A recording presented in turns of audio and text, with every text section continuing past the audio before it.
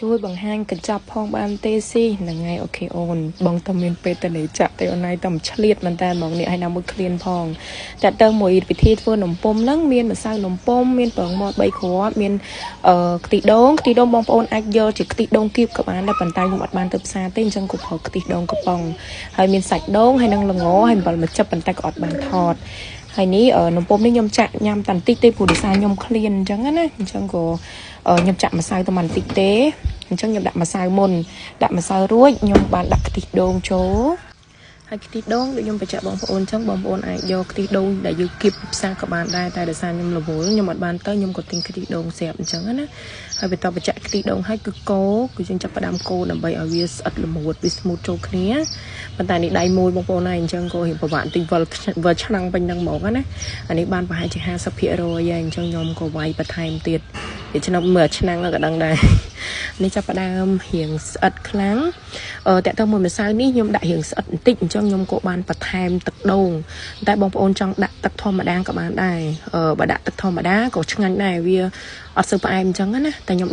ដាក់ខ្ទិះដូងខ្ញុំដាក់ទឹកដូងហ្មងដល់អញ្ចឹងទៅវារៀងផ្អែមបន្តិចនំពុំរបស់ខ្ញុំណាចាំបន្ទាប់ពីដាក់ទឹកថែមបន្តិចហើយក៏ចាប់ផ្ដើមដាក់បង្មាន់ចូលបង្មាន់ខ្ញុំប្រើ3គ្រាប់ហើយខ្ញុំយកតែអាល់កុហុលមេព្រោះដោយសារសាច់នំពុំខ្ញុំវារៀងល្មមហើយល្មមដូចអ្វីដែលខ្ញុំចង់បានអញ្ចឹងបើសិនជាខ្ញុំដាក់ទាំងអក្សរចូលអញ្ចឹងវាអាចនឹងធ្វើឲ្យនំពុំយើងរៀងរាវហើយបន្ទាប់មកក៏ថែមអំបិលដាក់អំបិលហើយដាក់ល្ងហើយយើងកូរបានបន្តិចយើងដាក់សាច់ដូងចូលបន្ទាប់មករួចជាការស្រេចអញ្ចឹងយើងអាចយកទៅចាក់បានហើយអានេះចាប់ផ្ដើមដាក់សាច់ដូងចូលបន្ថែមណាហើយសាច់ដូងនេះគឺខ្ញុំប្រើដូងក្អូបព្រោះដោយសារនិយាយទៅខ្ញុំអត់បានតតែងហ្មងនៅផ្ទះមានអីគឺប្រើប៉ុណ្ណឹងហ្មងហើយដូងក្អូបនេះខ្ញុំមាននៅផ្ទះអញ្ចឹងខ្ញុំក៏ប្រើសាច់ដូងក្អូបនិយាយទៅឈ្ងុយខ្លាំងមែនតើសាច់ដូងហ្នឹងណានៅពេលដែលយើងញ៉ាំចូលមកទៅវារៀងផ្អែមឈ្ងុយក្អូបហ៎ហើយបន្ទាប់ពីបានវាយសពគ្រប់កូរសពគ្រប់ហើយអស់យើងចាប់ផ្ដើមទៅយកម៉ាស៊ីនយកមកចាក់នេះខ្ញុំចាក់ម៉ាស៊ីនអគ្គិសនីហើយម៉ាស៊ីនខ្ញុំនេះខ្ញុំទិញពីថៃមកគឺវាមានគ្រប់មុខហ្មងមាននំពុំមានសង្វេចមានដូណាត់មាននំកតុយត្រីមានអីចឹងណាគឺយើងប្រើបានច្រើនមុខ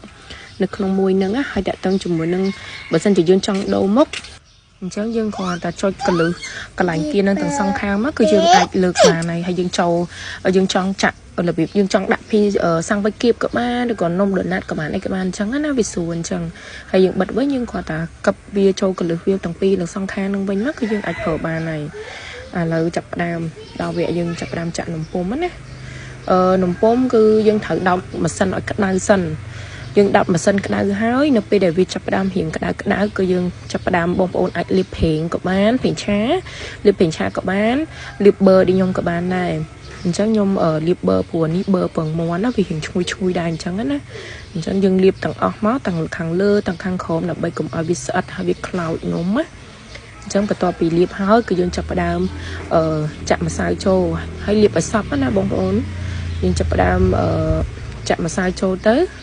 ម្សៅនេះដូចខ្ញុំបញ្ជាក់អញ្ចឹងគឺខ្ញុំធ្វើបន្តិចទេធ្វើរបៀបថាយើងឃ្លានណាអញ្ចឹងណាមួយក៏ចង់ចេញវីដេអូឲ្យបងអូនស្រីដែលគាត់ថាចង់មើលកញ្ចប់ម្សៅព្រោះដោយសារម្សៅនេះគឺយើងអត់ចាំបាច់ដូចកាលពីមុនអីយើងហត់ត្រូវកិនកោកិនអីតែនេះវាមានម្សៅស្រាប់ប៉ុន្តែសម្រាប់ខ្ញុំផ្ទាល់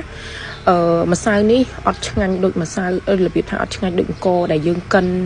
ចាស់កាលមុនគាត់ចាក់មានត្រូវកិនអង្គរកិនអីត្រូវផ្អាប់ទុកឲ្យមេឡើងអីអញ្ចឹងណាគឺវាអត់សូវឆ្ងាញ់ទេប៉ុន្តែរបៀបថាវាបានលឿនទាន់ចិត្តដែលថាយើងឃ្លានអញ្ចឹងហើយណាមួយយើងអត់ត្រូវចំណាយកម្លាំងរបៀបថាយូរតែមិនតែបានញ៉ាំនំពុំ1 2អញ្ចឹងណាអញ្ចឹងវាស្រួលដែរអញ្ចឹងបន្ទាប់ពីយើងដាក់ចាក់ហើយយើងចាំអ៊ុតមើលអានេះខ្ញុំបើកវាមើលចង់ដឹងថាវារៀងគ្រាន់នៅគឺឃើញឲ្យបងប្អូនគឺអត់មានជាប់មួយម៉ាស៊ីនទេគឺល្អខ្លាំងមែនតើនិយាយទៅឡើងឃើញលើកនៅដល់របៀបថាចាក់ទៅជោគជ័យអញ្ចឹងណាកាលមុនរៀងស្អិតតិចព្រោះដោយសារខ្ញុំបន្ថែមស្ករហើយវាផ្អែមទៀតអត់ឆ្ងាញ់ទេតែគាត់ថាវាមិនផ្អែមអីខ្លាំងណាតែលើកនោះគឺល្មមឆ្ងាញ់ខ្លាំងមែនតើនេះឆ្អិនហើយនិយាយទៅលឿនមែនតើប្រើម៉ាស៊ីនតែមួយផ្លែតបានញ៉ាំ